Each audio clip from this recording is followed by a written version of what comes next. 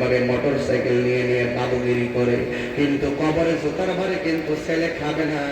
আপনি কিন্তু কবরে শাস্তি আছে না না?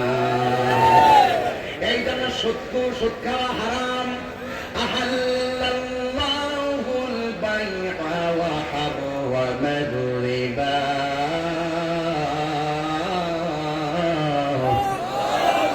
আল্লাহ রাব্বুল আলামিন ব্যবসাকে হালাল করেছেন, সুদকে হারাম করেছেন। আপনারা বলেন, আমার নবী বলেন, সুদের 70টা গুনাহ আছে, সর্বনিম্ন গুনাহটা হলো নিজের মায়ের সঙ্গে জিনা করা। এই সুদখোররা শোনো, আজকে থেকে নিয়ত করি আমরা জীবনে আর সুদ খাবো না। রাজি আছেন কিনা বলেন?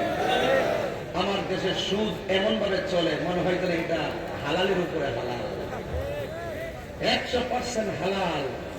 আগে তো গোপনে সুদ দিত, এখন স্ট্যাম্প করে 5 জন সাক্ষী এসে আমার থেকে সুদের টাকা নিচ্ছে। এই সুদ এখন মহিলারা খায়, আপনারা জানেন না? সুদ এখন মহিলারাও খায়। ওরা স্বামীর 1 লাখ টাকা একজনের কাছে রাখে 1,100 টাকা। হাজারে কত? 10,000, 1,000, 1 লাখে 10,000। 5 মাস রাখলে 50,000, আর 1 বছর রাখলে 1,20,000। 1 বছর পরে স্বামী যখন বলে টাকাটা কি কষ্ট খাইয়া বলাইছো, স্ত্রীর কাছ থেকে তুমি যে কি বলো, আমি তোমার টাকা ধরবো, যাও তোমার টাকাই লাগবে না। এই জামাই টাকা জামাই ফিরাই দিচ্ছে। কারণটা কি জানেন? ওই যাবার 1 লাখ 1 লাখ বানাই নিয়েছে।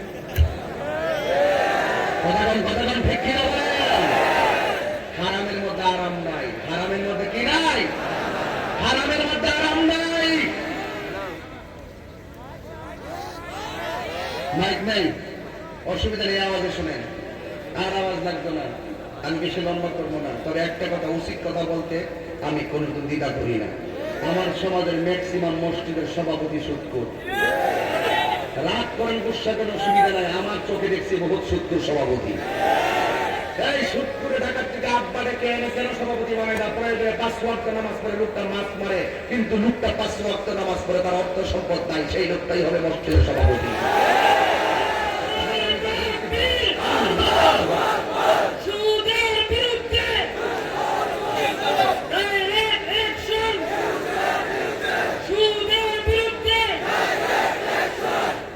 এই যে এবার আমি ধন্যবাদ দিই, আমরা যদি সচেতন হয়, আমরা সবাই যদি কর্জে হাসানা, আমরা মানুষকে হাওলাত দেই, কর্জে হাসানাটা দেই, ধার দিয়ে দেবো। আমাদের এই বাংলাদেশের যত বলবান ব্যক্তি আছে, তারা যদি তাদের সম্পত্তির যে জাকাত আছে, এই সম্পত্তির জাকাত যদি শোষণ বন্টন নীতির আলোকে গরিবের হাতে হাতে তুলে দিত, তাহলে এই দেশের গরিব জনতা কখনো সুদের মধ্যে ভয়াবহ দিকে পা বাড়াবে না। ঠিক কিনা?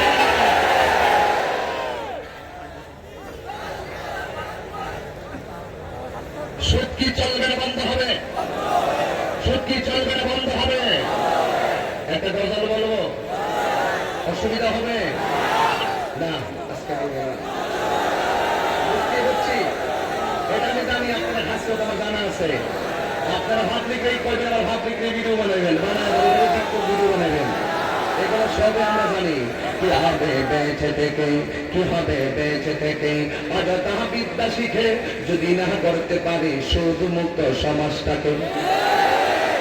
সবটা যদি ঠিকঠাক এভাবে বলেন আমি খুশি হব। একদম প্রতিবাদী স্পিড নিয়ে বলতে হবে। বেঁচে থেকে অযথা বিদ্যা শিখে যদি না করতে পারি শুধু মুক্ত সমাজটাকে। কি হবে আলেম হয়ে ইমাম সাহেবের সমাজেতে যদি না হক কথা উচ্চ সুরে না বলিত। কি হবে আলেম হয়ে ইমাম সাহেবের সমাজেতে যদি না হক কথা উচ্চ সুরে না বলিত। চাকরি বাই করো যদি ছেড়ে দাওয়াই না গদি, চাকরি বাই করো যদি ছেড়ে দাওয়াই না গদি। কি হবে ধোঁকা দিয়ে আল্লাহকে, কি হবে ধোঁকা দিয়ে আল্লাহকে। কি হবে বেঁচে থেকে অযথা বিদ্যা শিখে যদি না করতে পারি শুধু মুক্ত সমাজটাকে। কি হবে আকাশ চূড়া বিলাস বহল বাড়ি গাড়ি রাখে কত মানুষ পর পারে দিচ্ছে বাড়ি। কি হবে আকাশ চূড়া বিলাস বহল বাড়ি গাড়ি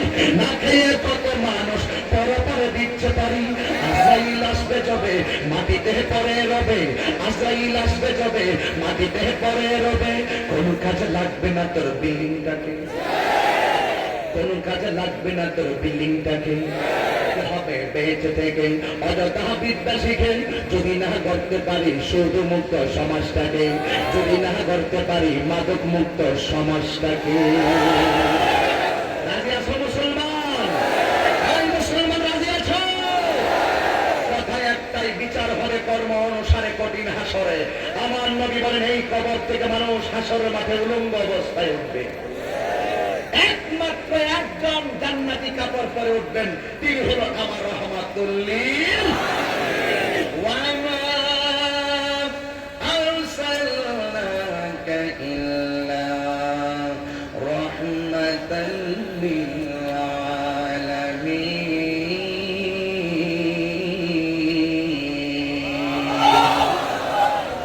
সত্যি করে একটা ভোট দিবেন। আমি যে তেলাওয়াত করি আপনাদের কাছে কি বিরক্তি লাগে?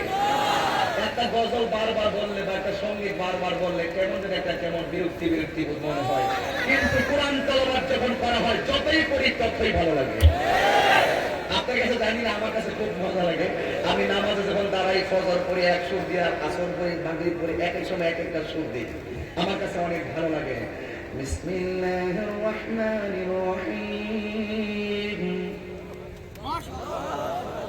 ঠিক আছে, তেলাওয়াত শুনবেন। الحمد لله رب العالمين الرحمن الرحيم مالك يوم الدين إياك نعبد وإياك نستعين اهدنا الصراط المستقيم صراط الذين أنعمت عليهم غير المغضوب عليهم ولا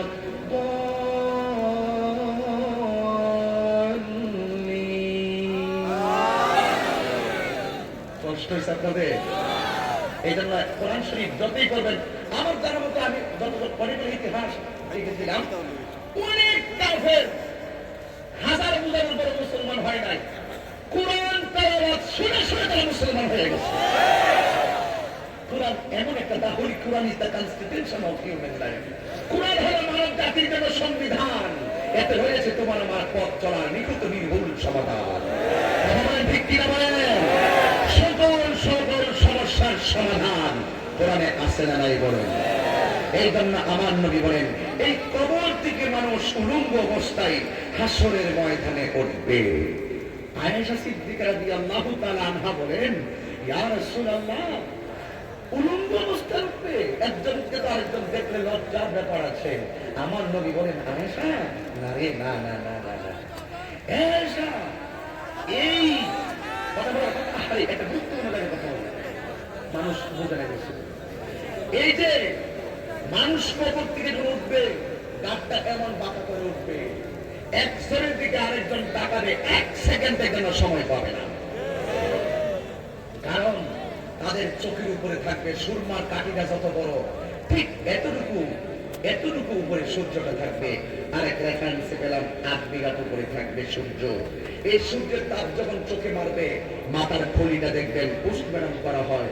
আমার দেশে দেখবেন এই জায়গাটা বাড়ি দিয়ে ভাঙা হয়। আমি নিজে দেখেছি পোস্টমর্টম।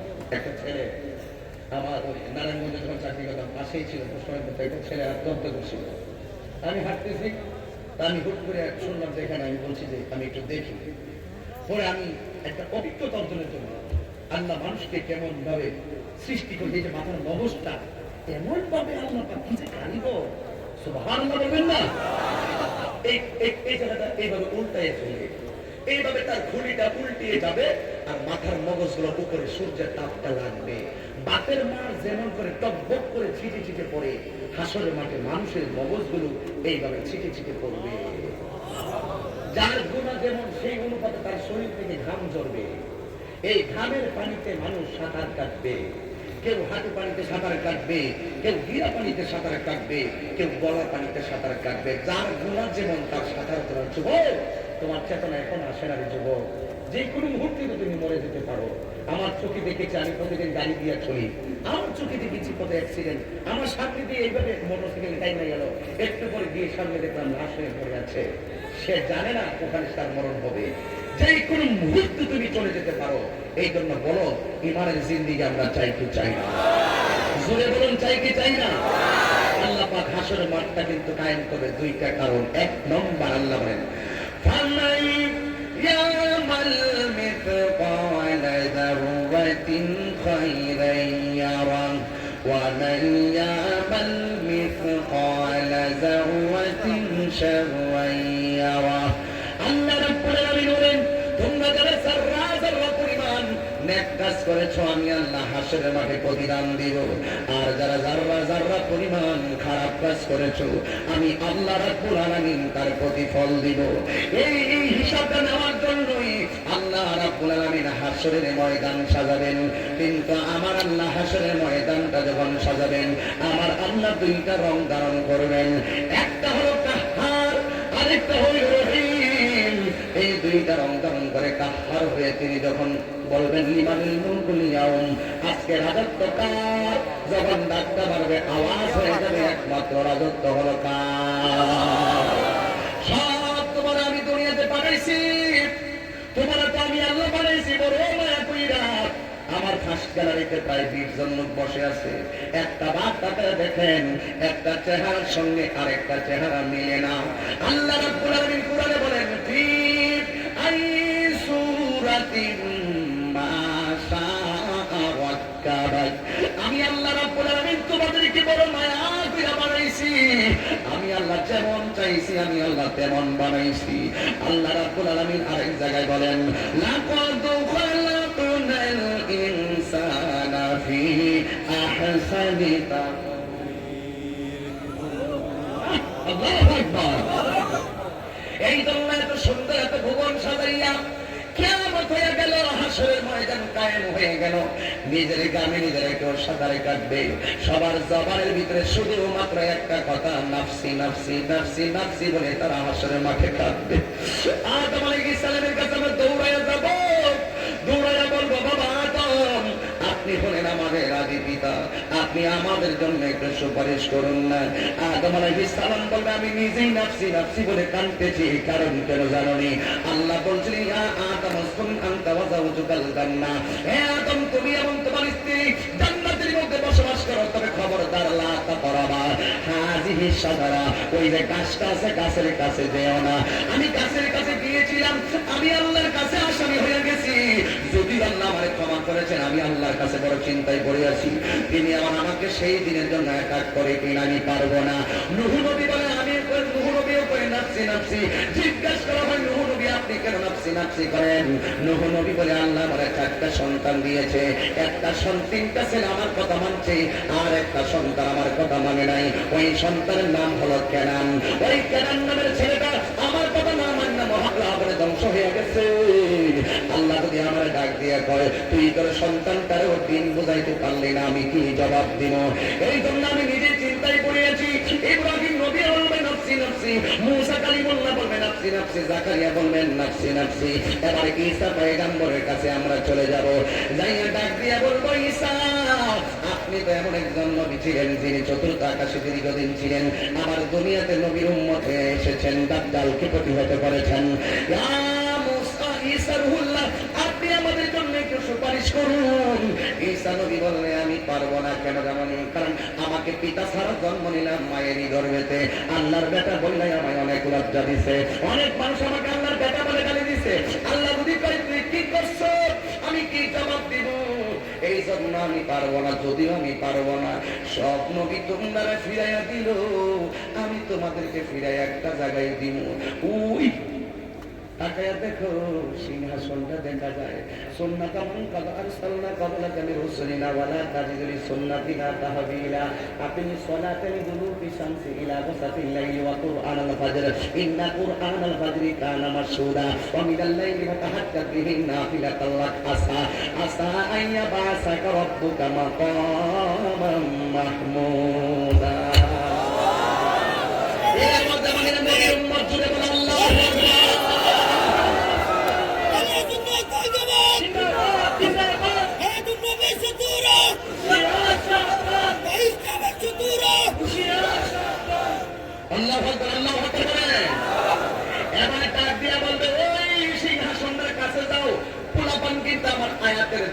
বুঝবে না, পোলাপানরা আরো সুন্দর করে বুঝে গেছে।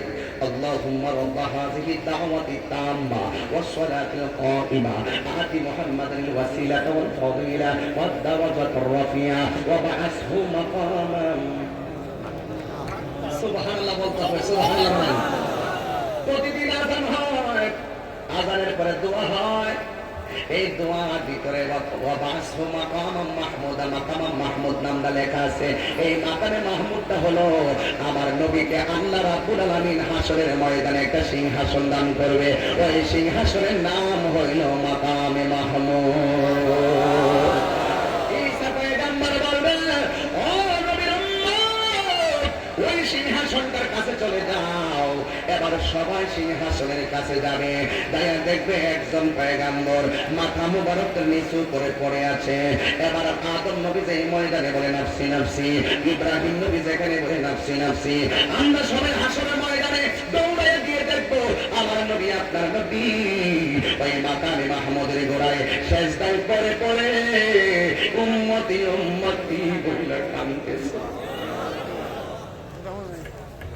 নবী আমার মায়ের পেট থেকে দুনিয়া এসে উম্মতের জন্য কাঁদলো। জীবনে 27টা যুদ্ধে গেল, গায়ের মধ্যে পাথর পড়ে রক্ত মুবারক জ্বলল, কোনদিন নবীর দন্ত মুবারকের ব্যথায় কান্দে নাই। শুধুমাত্র আমার নবী, আপনার নবী কেঁদেছেন উম্মতের জন্য। সেই নবীর কোনদিন কষ্ট দিও না রে উম্মতের দল। আমরা তো পাগল হইছি না নবীর বিরুদ্ধে কথা বলবো, আমরা তো পাগল হইলে যে আল্লাহর সঙ্গে কাউরে শরীক করব। আল্লাহ নবীর সম্মান বাড়াইছে কুদ্দুরাই এটাও জানি না। আমার আল্লাহ রাব্বুল আলামিন মহান, আমার আল্লাহ রাব্বুল আলামিন মহান। আমরা তো পাগল হইছি না শিরিক আর কুফরি করব। আমরা তো দলিল মনে যতটুকু আমাদের বিবেকে ধরেছে আমরা কথা বলি। যদি আমার চাইতে বিবেকওয়ালা মানুষ থাকে আমারে বোঝাইব, কথা কোন ঠিক কিনা বলে। একটা মানুষের অনর্থক হয়রানি করে ফেসবুকে ইউটিউবের ভিতরে কোন ধরনের বাক বিতণ্ডা তৈরি করে দিয়ে নিজের ভাইরাল করতে চেষ্টা করিয়েন না। একটা কথা মনে করি, নিজে তুলে ধরতে পারে না যদি আল্লাহ তার দিকে না তাকায়, কথা বলেন ঠিক কিনা। এই জন্য তুমি আমাকে নিন্দা করো, অসুবিধা নাই। যুবক, আমি ওই নবীর শান গাই, আমি ওই নবীর গান গাই, আমি ওই নবীর কথা বলি। সেই নবীকে আমার আল্লাহ কালিমুল্লাহ বলে নাই, সেই নবীকে আল্লাহ হাবিবুল্লাহ খলিলুল্লাহ বলে নাই, সেই নবীকে আল্লাহ সফিউল্লাহ বলে নাই, সেই নবীকে আল্লাহ নাজিউল্লাহ বলে নাই, সেই নবীকে আল্লাহ খলিফাতুল্লাহ বলে নাই, সেই নবীকে আল্লাহ রুহুল্লাহ বলে নাই, সেই নবীকে আমার আল্লাহ হাবিবুল্লাহ বলেছে।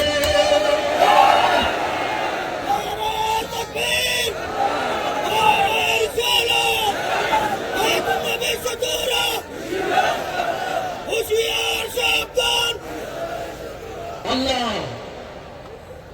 অনুরোধ আপনাদের কাছে, আল্লাহর কাছে শুধুমাত্র ঈমান ভিক্ষা চাইবেন, শুধু ঈমান ভিক্ষা চাইবেন। কারণ এমন একটা সময় আসছে জ্বলন্ত আঙ্গা হাতে রাখতে যেমন কষ্ট হয়, তার থেকে বেশি কষ্ট হচ্ছে আমাদের ঈমান রাখতে। আমাদের মতন মাথায় টুপি লাগিয়ে পাগি লাগে এবার ওয়াজে বসে বসে বলবে নবী নাকি হাসরের ময়দানে বলবেন এভাবে, আমার গুনার পাল্লা ভারী হয় না নেকের পাল্লা ভারী হয়। নবী নাকি নিজের পেরাশিতে নিজে খুব পাগল হয়ে যাবেন।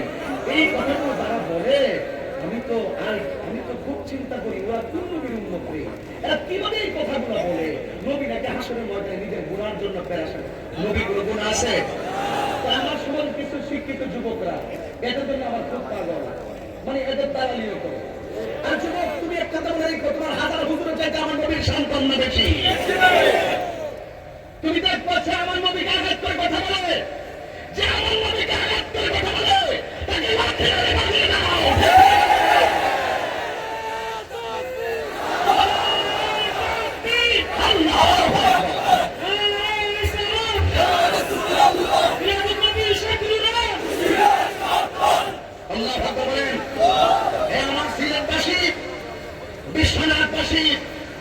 আমি শুধু একটি কথাই বলতে চাই, আমার নবী সুপারিশ করার ক্ষমতা আছে না নাই?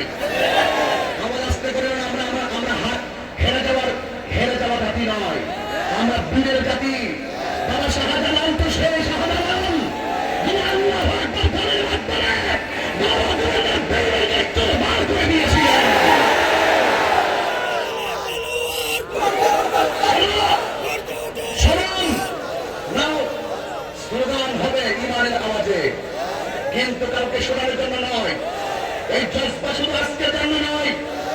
তাহির বিশ্বনাথ আর আসতে পারি আর না পারি, সিলেটের জমিন আর আসতে পারি আর না পারি, একটি কথা মনে রাখো, জীবন বারবার মনে একবার আজকের বিশ্বনাথের জমিন থেকে মাননীয় প্রধানমন্ত্রীর কাছে শুধু আমি একটি দাবি করব, মহামান্য রাষ্ট্রপতিকে ধন্যবাদ জ্ঞাপন করি। এখনই তিনি ঈদের মিলাদুন নবীতে জাতীয় পতাকাকে উত্তোলন করার জন্য গেজেট প্রকাশ করে আমাদের হাজারো নবী প্রেমিকদের মনকে জয় করেছেন।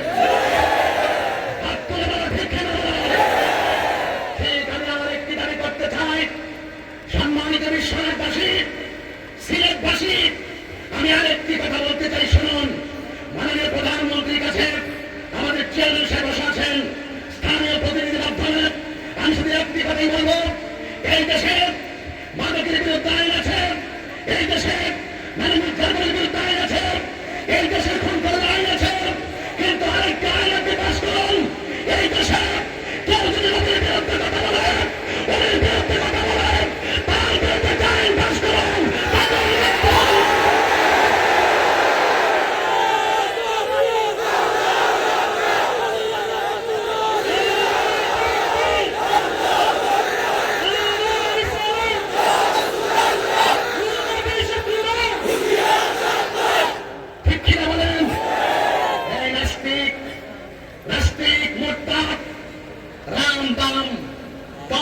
বসে বসে নবীর বিরুদ্ধে বিষোদ্গার করে কথা বলে, এই নাস্তিক মুরতাদরা উলামায়ে কেরামদেরকে খেলার পুতুল মনে করে।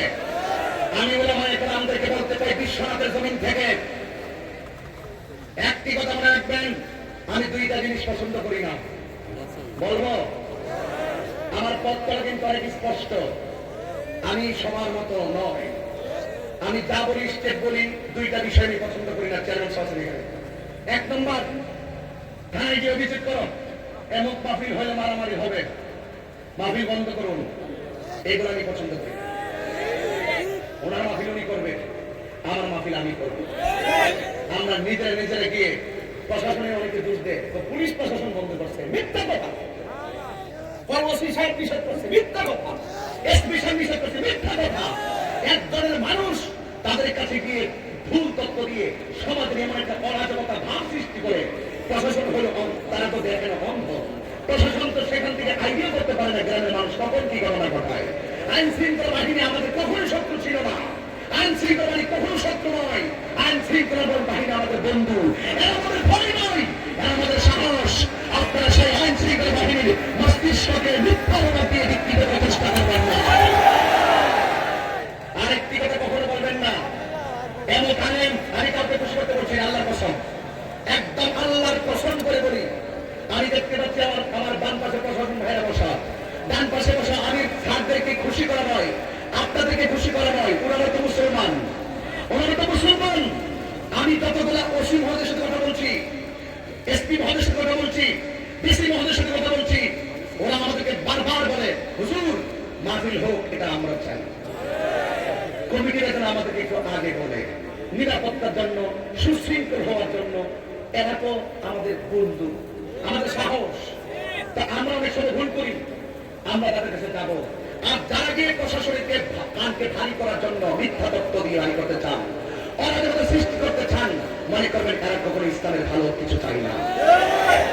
কথা বলেন, ঠিক কিনা বলেন?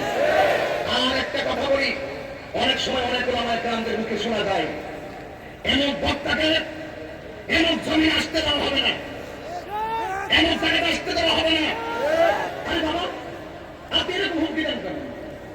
এমন বক্তাকে সিলেটের জমি আসতে দেওয়া হবে না, এমন জমিনের ডায়মন্ড বাড়িতে ঢুকতে দেওয়া হবে না, এটা আমাদের জন্য শুভ লক্ষণ নয়। আপনি মাথায় রাখবেন একটা কথা, আপনি যেখানে বসে বক্তব্য দেন সেখানে অর্ধেক লোক আমাদেরও থাকতে পারে। আপনি বুঝতে পারেন একটি কথা, আপনি যে মেন্টালিটি নিয়ে কথা বলেন, আপনার কথাগুলোকে অর্ধেক মানুষ গ্রহণ নাও করতে পারে। আপনি যদি ঐক্যের কথা বলেন, সবাইকে নিয়ে ঐক্যের কথা বলেন, কাউকে মাইনাস করে নয়। আমি দাওয়াতি মানে বাংলাদেশে একটা স্লোগান আছে, মাইনাস নয় ম্যানেজ চাই, হিংসা মুক্ত সুন্নিয়ত চাই। আপনি এমন ভাবে বলেন মনে হয় যেন আমার চট্টগ্রাম বিভাগ থেকে আপনি লিজ নিয়ে গেছেন। এটা কেমন ধরনের কথা? এটা আলেমদের মুখে শোভা পায় না, এমন সিলেট ঢুকতে পারবে না, আমি এগুলো ইউটিউবে শুনলে আমি অনেক সময় আমার হাসতে ইচ্ছে হয়, এমুক জায়গায় ঢুকতে পারবেন, এগুলো বন্ধ করে এই ব্যাপারে না। আমরা মুরব্বীদেরকে সম্মান করি। আমার বক্তব্যের ভিতরে সিলেট অঞ্চলের যত বড় আকারের আছে কাহার বিরুদ্ধে একটা কথা কখনো শুনছেন? কি ব্যাপার, কথা বলেন না কেন? শুনছেন? আমরা এটা বললে আমাদের ইসলামের যে সঠিক ভাবনাটা আছে, এই ভাবনাটাকে পুঁজি বানাইব একদল নাস্তিক মুরতাদরা।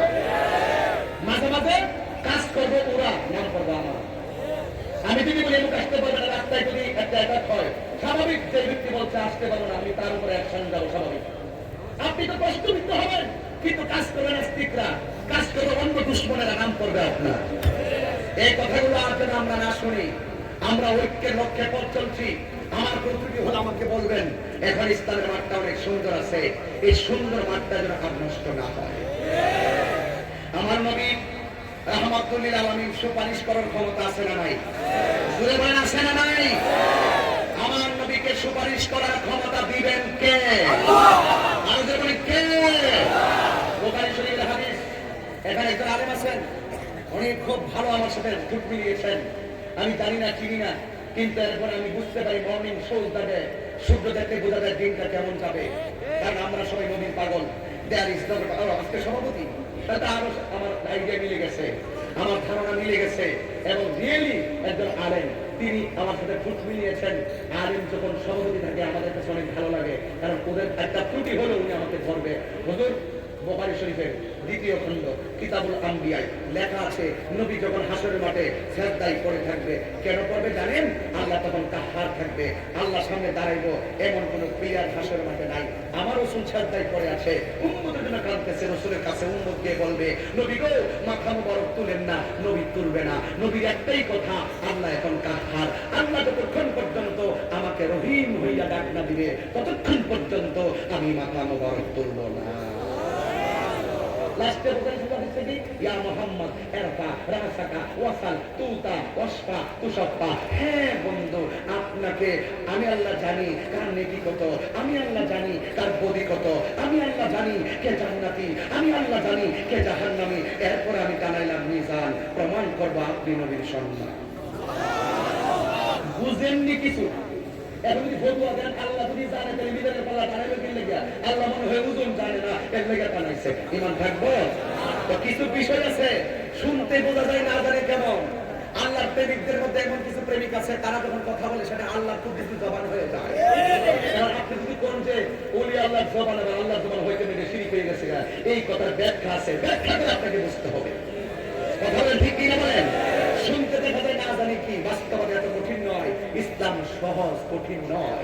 এবার আমার নবীকে বলে, আমার সিগা উঠুন, তুলুন রাসাকা, আপনার মাথা মোবারক, ওয়াসাল তুতা, আপনি আমার কাছে চান, আমি আপনাকে দেব, ওয়াশফা তুশফা, আপনি আমার কাছে সুপারিশ করুন, আমি আল্লাহ আপনার সুপারিশ গ্রহণ করব। আমরা কখনো বলি না নবী নিজে নিজে সুপারিশ করবে, আল্লাহ ক্ষমতা দিবে, নবী সুপারিশ করবে। আমরা কখনো বলি না নবী নিজে নিজে গায়েব জানে, আমরা বলি আল্লাহ নবীকে জানাইছে বলেই নবী জানছে। আমরা কখনো বলি না যে ধনভাণ্ডার আমার নবী সব রয়েছে, আল্লাহ খালি হয়ে গেছে। আরে আল্লাহ সকল ধনভাণ্ডারের মালিক, সত্য, এটা কোরআনে আছে, আমার বুখারী শরীফের মধ্যে আছে। আমার নবীকে ওই ধনভাণ্ডার সমূহ থেকে আল্লাহ রাব্বুল আলামিন ধনভাণ্ডারের চাবি দিয়েছেন, সেটাও সত্য। হাদিসের মোতাবেক অস্বীকার করলে কি হয় জানেন? আপনি যে কথা বলতেছেন, আপনি যে পাবলিককে বুঝাইতেছেন, মনে হয় আল্লাহর ধনভাণ্ডার সব নবীরে দিয়ে দিয়েছে, আল্লাহ মনে খালি হয়ে গেছে। আপনি একটা পাগল আসলে। কোন পাগল কি কথা বলবে যে আল্লাহ খালি হয়ে গেছে? তাতে পাবলিককে মিসগাইড করেন কেন? কথা বলি না, আমি সম্মান করি, নীরবে সহ্য করে বলে কথা বলি না, তাই বলে মনে করি এটা আমার দুর্বলতা। আমি কি এখন কি এবিসিডি বলার সময় আছে? এখন আমি গ্রামার দিয়ে ইংলিশ ট্রান্সলেট করি, এখন আমি গ্রামার ইউজ করে, নাহুসুল ইউজ করে, কুরআন এবং হাদিসের অর্থ তুলি, আর আপনি আমাকে হাদিস বা শিখাইতেছেন, কারিতা মৌলবী শিখাইতেছেন আমাদের। রাগ করবেন না, এগুলো না বললে আমাদের আলেমরা তো ঘরে বসে বলতে বসে যায় না, এগুলো না বললে পাবলিকের মধ্যে আবার বাইরে বাইরে হবে। এজন্য আমি আমার মতাদর্শটা তুলে ধরা উচিত বলে মনে করছি, তাই তুলে ধরতেছি। কথা বুঝাইতে পারছি? এবার আসেন, আমার নবীকে ক্ষমতা দিবেন কে? নবীকে ক্ষমতা দিলে কি আল্লাহর ক্ষমতা শেষ হয়ে গেছে? এইগুলো কখনো ধারণা করলে ঈমান থাকবে না। নবী আমার সুপারিশ করবে। তবে একটা কথা বলা দরকার, খুব আমার জন্য খুব ফরজ মনে করতেছি। হাসর মাঠে সকল মানুষের মাথার উপরে কিছু চেহারা চমকাবে। রাসূলকে জিজ্ঞেস করবে, নবী বলছেন এরা হলো দুনিয়ার মুয়াজ্জিনের দল। মুয়াজ্জিনের দাম আছে, এদেরকে সম্মান দিয়ে কথা বলবেন, এদেরকে সম্মান দিয়ে কথা বলবেন, এদেরকে সম্মান দিয়ে কথা বলবেন। যুবক, পায়ে হাত রাখি, যদি তুমি আমার কথাটা মানো, আমি প্রয়োজনে তোমাকে চিপা দিয়ে পায়ের ধুলাগুলো পরিষ্কার করে দিব, কোনো সমস্যা নাই। একটা কথা বলি, জীবনে কোনোদিন মা বাবার মনে কষ্ট দিবেন না। এটা আমার হৃদয়ে একদম, যদি বলেন যে আজকে শতাব্দীর দিন থেকে কোন কথাটা বলছেন, আমি এই কথাটাই বললাম। জীবনে কোনোদিন মা বাবার মনে কষ্ট দিবেন না, কারণ মা বাবার মনে কষ্ট দিলে জীবন বরবাদ হয়ে যাবে। আরেকটা কথা, আমার পুলিশ প্রশাসন আছেন, ডানে আছেন বামে আছেন, আরেকটা কথা হলো, যুবক, আজকে যুবক নষ্ট হয়ে যাচ্ছে দুইটা কারণে। এক নম্বর কারণ বন্ধুর কারণে, দুই নম্বর নেশার কারণে। মানে আপনাদেরকে না থাকতে পারে, আপনার সবাই ভালো, কিন্তু এই নেশা আবার দেখবেন এখন পকেটে নিয়ে বাড়ি বাড়ি ট্রান্সফার হয়। আগে তো গাড়ি দিয়ে দেয়, তো আর পুলিশ প্রশাসন দরকার, এখন পকেটে নিয়ে চলে। কিন্তু একটা কথা বলি, আজকে থেকে ওয়াদা করা, আমার দিকে তাকান, কেউ হাসবেন না, আমি এত পাগল না, কিন্তু খুব কেয়ারফুল। আমি যে একদম খুব ফ্রি তাও না। আমি 11 বছর শিক্ষকতা করছি, নিবন্ধন ছিল আমার, সহকারী ছিল, প্রভাষক ছিল, মাদ্রাসা সুপারও ছিলাম। আমার আম্মার অনুরোধে আমি চাকরি চাচ্ছি, ইংরেজ পাওয়ার পরে ছেড়ে দিচ্ছি। লাস্টে 2 মাসের বেতনই আনছি না, ওই মাদ্রাসায় দিয়ে দিলাম। আমার আম্মার কথায় চাকরি নিছি, আম্মার কথা চাকরি চাচ্ছি। আম্মা বলছে তুমি ঘরে থাকো। আমি ঢাকা বাস করতে পারতাম, আমার আম্মা গ্রামের বাড়ি, আব্বার গ্রামের বাড়ি ছিল, আমি ওই বাড়িতেই থাকি। একদিন আমার বিল্ডিং হতে পারে, একদিন আমার 10 তলা প্রাসাদ হতে পারে। আমি মনে করি আমার সবচাইতে বড় প্রাসাদ হলো আমার মা। এটা আমার থিওরি, আপনার কাছে মিলবে, আপনারাও মিলতে পারে। আমার থিওরিটা আমি বলি যাই, কিন্তু আমি যে থিওরিটা লালন করে আমি এ পর্যন্ত আসছি, আমি এলএমএ জুড়ে আসি না, একমাত্র আমার মা বাবার দোয়া করে। চেয়ারম্যান সাহেব বসা আছে, জিজ্ঞেস করেন আপনি যে চেয়ারম্যান হন, আপনি কি কোনো টাকার জন্য হয়েছেন না কোনো কিসের জন্য হয়েছেন? ইনি বলবো, হুজুর আমার আম্মা আমার জন্য দোয়া করছে। এই যে একটা বাস্তব কথা, এই সঠিক। কোন সন্তান একসাথে কিছু হতে পারে না মা বাবার একটা অমূল্য দোয়া ছাড়া। কথা বলেন ঠিক কিনা বলেন? এই জন্য আমি আমার আব্বাকে হারাইছি, আমি খুব ব্যথা পাচ্ছি। কারণ আজকে দেখেন কেমন একটা রাত, আজকে 28 তারিখ না ভাই, আজকে 12টা 1 মিনিটে কয় তারিখ হবে? আমার কিন্তু মার্চের 1 তারিখে আমি দুনিয়ায় এসেছিলাম। আমার কিন্তু জন্মের প্রথম দিন ছিল এই তারিখটা, এই মার্চের 1 তারিখ ছিল। দেখেন মার্চ মাসটাতে আমি দুনিয়াতে আল্লাহ পাক আমাকে পাঠিয়েছেন, কিন্তু এই মার্চ মাসের 5 তারিখে আমি আমার আব্বাকে হারাইছি। মানে আমার লাইফটারে আমি যে মহব্বত করছি, যে এখানে আমি মার্চের 1 তারিখে আমার মনে যে ইমেজ, সেই ইমেজটাও বাবার মহব্বতের কাছে আল্লাহ পাক দেখেন কিভাবে অ্যাডজাস্ট করে। মানে আমার হিসাবটা মিলাইতেছি, আমি আমার বাবাকে আমি এত ভালোবাসতাম। আমার আব্বা এমন একটা বড় গাছ, এই যে গাছে কোনো ফল না ধরলো, গাছটা আমার ছায়া দিয়ে রাখছে, ছায়া দিয়ে রাখছে। এই জন্য বলি একটা কথা, আমি চলি মা বাবার পর। এখানে আমি কথা বলি, আমি কি বংশ নিয়েছি এখানে? আমি কাউকে চোখের দিকে তাকায় কথা বলছি? কি হবে না হবে এটা আমার দেখার সময় নাই।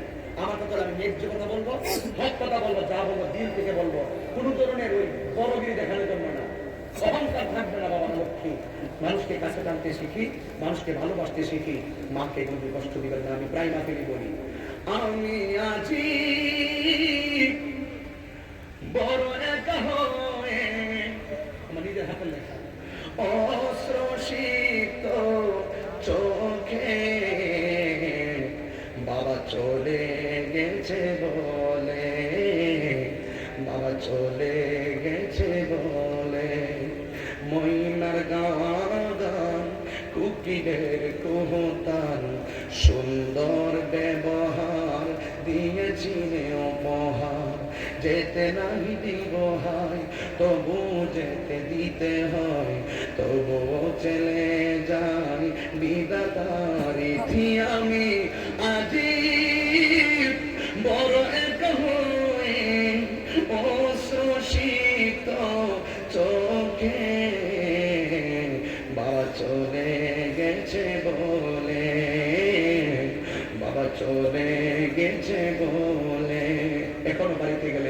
ছাত্র জীবনে গানটা শুনছিলাম, আমার বাস্তব জীবনে সেটা মিলে গেছে। দরজাটা খুলতে খেয়ে যাই ধোঁকা, বাবা বুঝি বলছে এলে নাকি খোকা। বুকের ভেতরটা নড়ে চড়ে উঠে, চোখ বেয়ে জল নেমে আসে। শুধু বাবা নেই, শুধু মানে, শুধু মানে, শুধু মানে। জানি ফিরে পাবো না হারানো তিথি, বাবা শুধু তাহিনী ফ্রেমে বাঁধা স্মৃতি। জানি ফিরে পাবো না হারানো তিথি, বাবা শুধু তাহিনী ফ্রেমে বাঁধা স্মৃতি। বুকের ভেতরটা নড়ে চড়ে ওঠে, চোখ বেয়ে জল নেমে আসে। শুধু মানে, শুধু মানে, শুধু মানে, শুধু মানে। এই মা বাবার খেদমত আমরা চাই কি চাই না? আমার নবী বলেন, হাসরের মাঠে যারা মাকে কষ্ট দিবে তাদের শরীরের মধ্যে আল্লাহ রাব্বুল আলামিন আগুনের শিকল পরাই দিবে। এটা কান্নায় তারা পাগল হয়ে যাবে, কিন্তু শাস্তি থেকে মাপ পাবে না। এই জন্য যুবক ভাইদের বলি, আমি যুবকদেরকে অনেক ভালোবাসি, যুবকদেরকে অনেক মহব্বত করি ভাই। এই জন্য আল্লাহর হস্তে, এই যুবক আল্লাহর হস্তে আব্বা মারে কোনদিন কষ্ট দিয়েন না। আজকে আব্বা মা যদি বেঁচে থাকে, বাড়িতে আব্বা মা ভাইদের ক্ষমা চাইবেন। আর আব্বা মা যদি মারা যায়, তাহলে আপনারা আব্বা আব্বার কবরে যাইয়া জিয়ারত করবেন। কারণ সন্তান যখন মা বাবার জন্য দোয়া করে, আল্লাহ পাক এই দোয়াটা খালি ফিরে দেন না। আল্লাহ রাব্বুল আলামিন আমাদের সকলকে 5 ওয়াক্ত নামাজ, আল্লাহ পাকের ইবাদত, নবীর মহব্বত, আউলিয়া কেরামের সোহবত, মা বাবার খেদমত করার তৌফিক দান করবেন, আমিন। লাস্টে একটা কথা বলি, মাদক কি চলবে না, বন্ধ হবে? আল্লাহ আপনি আমাকে যুবকদেরকে আপনার রহমতের সামিয়ানার তলে আল্লাহ আপনি কবুল করে নেন। এদেরকে এমন টাকার মালিক বানাই দেন যেন বছরে বছরে মদিনায় যাই নবীর সালাম দিতে পারে, বলুন আমিন। আসেন নারী নবীর সালাম দেব, ইয়া নবী সালাম। দেখি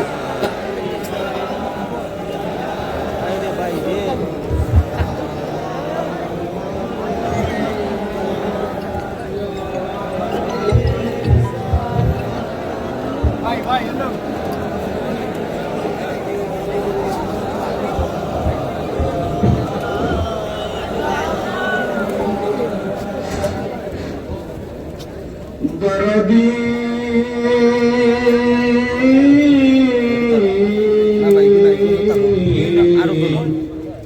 ইয়া রাসূলুল্লাহ ও ইয়া হাবিবাল্লাহ,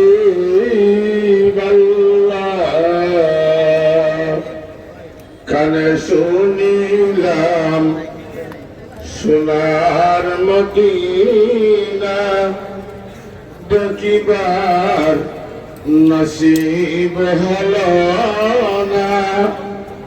দেখে দাও সোনার মদিনা, পুরিবে মনের বাসনা। ইয়া নবী সালাম আলাইকা, ইয়া রাসূল সালাম, ইয়া হাবিব সালাম আলাইকা, সালাওয়াতুল্লাহ।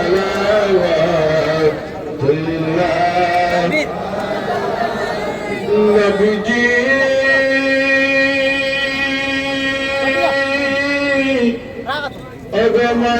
অগমায়ান নবীজি আমার, মদিনার অলি গলিতে মন যে চায় শুধু ঘুরিতে। দেখা দেও পর্দা উঠাইয়া, দেখিব নয়ন গড়িয়া।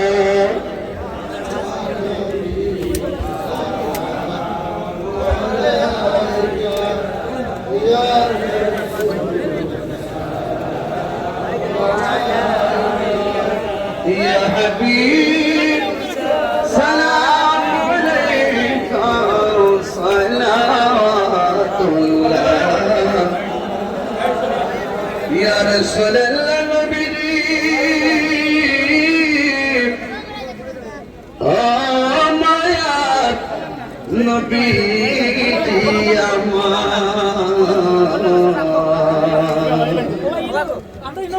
মরণের পাশে থাকি খবর কাছে আসি হাসরে সুপারিশ করিয়ে হাউজে কাউসার বিনায়ে ইয়া নবী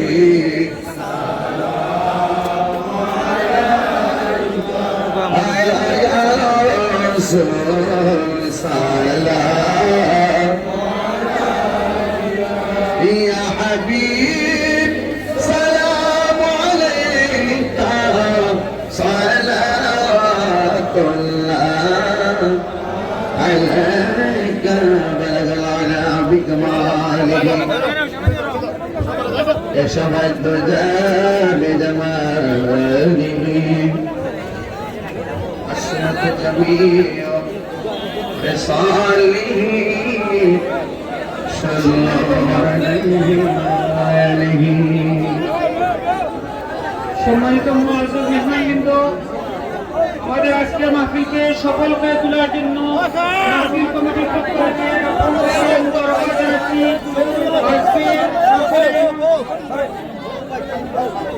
আপনারা যারা সামনে হুড়া তারা করতেছেন দয়া করে বসে পড়ুন। আপনারা দয়া করে বসে পড়ুন, সবাই বসে পড়ুন। সামনে যারা দাঁড়িয়ে আছেন দয়া করে বসে পড়ুন।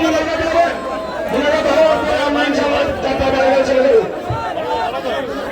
আজকের মাহফিলে যারা টাকা দিয়ে পরামর্শ প্রশাসনিকভাবে সহযোগিতা করেছেন তাদেরকে অসংখ্য মুবারকবাদ জানাচ্ছি। আজকের মাহফিলে যারা আর্থিক অনুদান দিয়েছেন তাদের নাম ঘোষণা করছি। জনাব রুহুল আমিন মিয়াজানের 30,000 টাকা, জনাব বুরহানুল 330 সন্তানপুর 30,000 টাকা, জনাব মুশাহিদ আলী মিয়াজানের 10,000 টাকা, জনাব নজরুল ইসলাম সাহেব আটপাড়া লন্ডন প্রবাসী 5,000 টাকা, হাফিজ আসলাম সাহেব আটপাড়া 5,000 টাকা, আলাল শফিক মিয়া যুক্তরাজ্য প্রবাসী সিঙ্গাপুর 10,000 টাকা, আব্দুল নবীন কালো 7,000 টাকা, সাইদ মিয়া মিয়াজানের 5,000 টাকা, আব্দুল আলী মিয়াজানের 5,000 টাকা, আবুল খায়ের লন্ডন প্রবাসী আটপাড়া 5,000 টাকা, আলাদ নজরুল ইসলাম হামদুনিয়া সিঙ্গাপুর 5,000 টাকা, হিরণ্য মিত্র বাসমুদ্দৌলতপুর ইউনিয়ন 1 নং ওয়ার্ড 5,000 টাকা, জুয়েল ভান্ডারী 5,000 টাকা, আশিক মিয়াজানের গাঁও, রফিক মিয়াজানের গাঁও, পিপ মিয়া